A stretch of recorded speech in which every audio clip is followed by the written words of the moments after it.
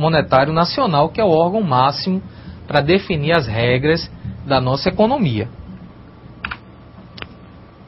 Outra também famosa é a taxa Selic. O Copom, né? Assim, a gente está trazendo hoje uma série de nomes, né? Por favor, não se apavorem, ou então, assim, mas assim, realmente são termos que a gente tem que estar utilizando quando a gente trabalha com economia, né? Copom, Conselho Monetário Nacional, indexação. Mas quando a gente entende, pessoal, o sentido desses termos e desses órgãos, fica bem mais fácil, né? É como se você estivesse realmente aprendendo um outro idioma. Mas assim, a taxa Selic é uma taxa de juros fixada pelo Copom, Comitê de Política Monetária, né? Mensalmente se reúnem em Brasília esse comitê, que é o Copom.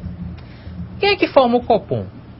É o ministro, né, da Fazenda, o presidente do Banco Central, representantes da Caixa Econômica, enfim, um Banco do Brasil, é um conselho que vai definir as regras para a taxa Selic. E por que essa taxa Selic ela é tão importante? Porque ela remunera os investidores no negócio de compra e venda de títulos públicos. Ok. Né? Ela remunera os títulos públicos. Quando o governo ele coloca um título à venda, então ela vai ser indexada pela Selic. Por exemplo, títulos de precatórios que a gente ouve falar, ou então algum título que foi colocado no mercado. Quem é que vai remunerar isso aí? A taxa Selic. Né? Então essa taxa ela serve de referencial para outras taxas da economia. Por isso que a gente aguarda tanto, né, o índice anunciado pela taxa Selic, porque ela vai determinar se é hora. Quando o governo aumenta a taxa Selic, os juros, né, o que é que o governo está dizendo? Que é hora de frear o consumo. Não é?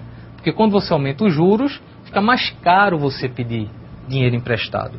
Os bancos aumentam as taxas, as financeiras também fica mais caro você financiar um carro, uma televisão. Quando o governo baixa a taxa Selic, o que é que ele está dizendo para a população? É para consumir, né? Ele quer aquecer o consumo. Então é aí que o mercado ele vai se comportando. E nós, né, atuando na administração da empresa, como gestores, a gente tem que estar atento a essas mudanças no mercado, né? Tem que estar pelo menos, no mínimo, lendo e interpretando essas questões. Continuando. Outra taxa que a gente analisa dos indicadores econômicos é a PME, né, que é a Pesquisa Mensal de Emprego. Apresenta a taxa média de desemprego, resultado dos indicadores do mercado de trabalho sobre a condição das pessoas economicamente ativas. Então aí, esse índice, ele vai dizer naquele período, analisar qual foi o índice, né, de empregabilidade naquele período. O que é importante também a gente saber isso? Porque você vai analisar se você está oferecendo um determinado produto naquela região. Com certeza você tem que ver como é que se comporta o desemprego naquela cidade, naquela área. Né? Se as pessoas têm mais renda, se não têm, né? Se estão se comportando, se você quer apresentar uma consultoria, uma capacitação para quem identificar qual é o desemprego.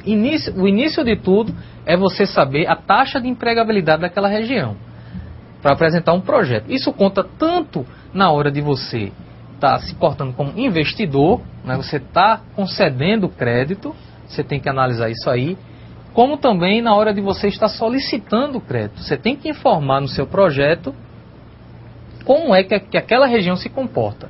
E isso aí está disponível, né?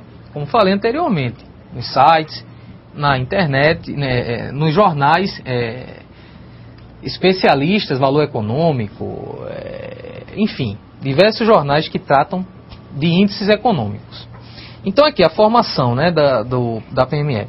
Os dados são obtidos nas regiões metropolitanas de Recife, Salvador, Belo Horizonte, Rio de Janeiro, São Paulo e Porto Alegre, considerado aí as maiores capitais do Brasil.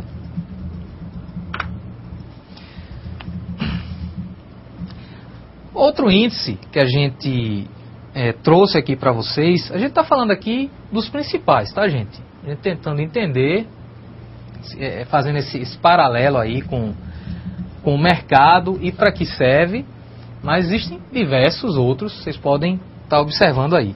Mas o INPC, Índice Nacional de Preços ao Consumidor, esse aí não é tão famoso, mas a gente também ouve falar muito dele nos telejornais, enfim. Aí a gente vai analisar as famílias com rendimento mensal de 1 a 8 salários mínimos, cujo chefe é assalariado em sua ocupação principal e residente nas áreas urbanas. Então, o INPC, entre outras questões, ele vai analisar a formação dos preços, não é? Como é que aquele preço se comporta mediante a renda daquela família e naquela região. É um dos indicadores da formação da inflação, né? Ou dos reajustes. Então você tem que avaliar aí a questão se o consumo está aumentando, se está diminuindo, né? Como é que é feita essa pesquisa? Ela é realizada em 8 grupos de despesas familiares em estabelecimentos comerciais, prestadores de serviços, domicílios e concessionárias de serviços públicos, e também naquelas regiões que a gente citou. Então, a partir daí, a gente tem como observar o consumo, né, a formação dos preços e serviços de uma determinada região.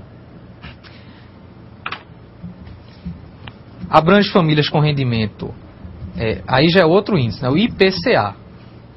Nós falávamos do INPC, que é de famílias de 1 a 8 salários mínimos, e agora nós estamos falando de IPCA, Índice Nacional de Preços ao Consumidor Amplo. Abrange famílias, aí já é uma renda mais alta, né?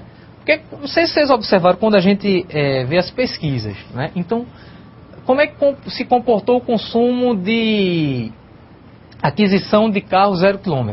Então, entre as famílias de 0 a 8 salários mínimos, foi um índice. Entre as famílias de 8 a tantos salários mínimos, foi outro, né? A gente observa também por classe social, por renda, né? Por grupo familiar e por renda. Então o IPCA ele vai atingir famílias de até 40 salários mínimos. Também em regiões urbanas, para a gente também analisar os indicadores, dizerem como é que se comportou o consumo, né? A retração ou o aquecimento daquele produto.